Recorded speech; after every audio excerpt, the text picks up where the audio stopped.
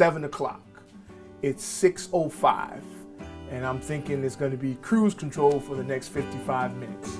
And then we had a young man who got upset, in crisis, and went to the parking lot where we had one of our vehicles, our vans, and he busted all the windows to the van. I think one of the most common things outside of the drug use and the marijuana use is the broken home. Mom and dad is the biggest thing. You know, that's where the foundation of comfort begins in children. And if it's not there, these kids will run amok. You know, Thug says something to us that is very true. Rules without relationship equal rebellion. And I think a lot of these kids, because they have no relationship with their parents, they had no structure, so they rebelled against any rules.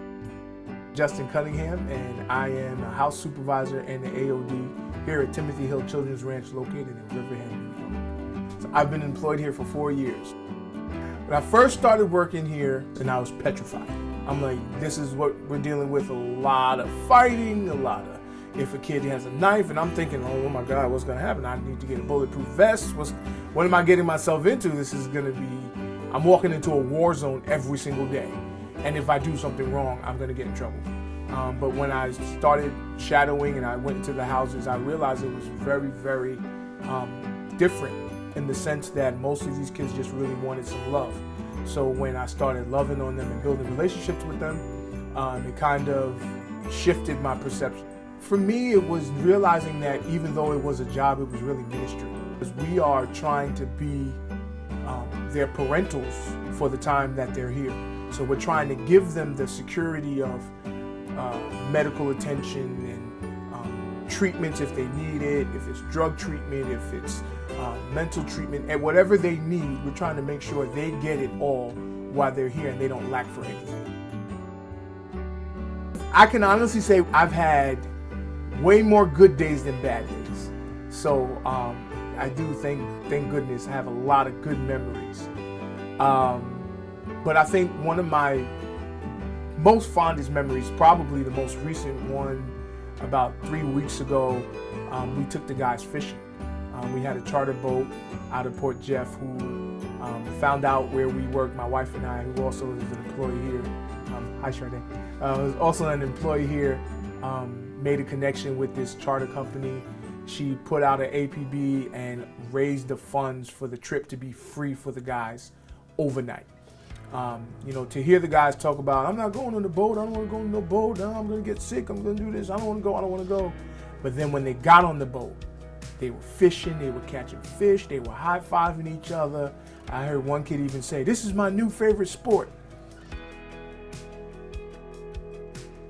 The spiritual aspect of Timothy Hill is amazing because you're dealing with a lot of guys who haven't been to church, don't care about church, but now it's in their face and now they're listening, they're attentive. So for those of us who are presenting, we have an amazing campus minister.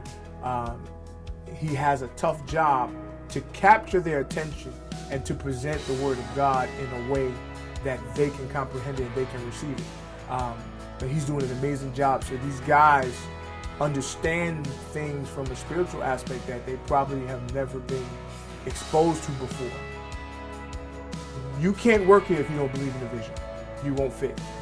You will not last in this organization if you don't believe in the vision. Because there's days where it's heavy.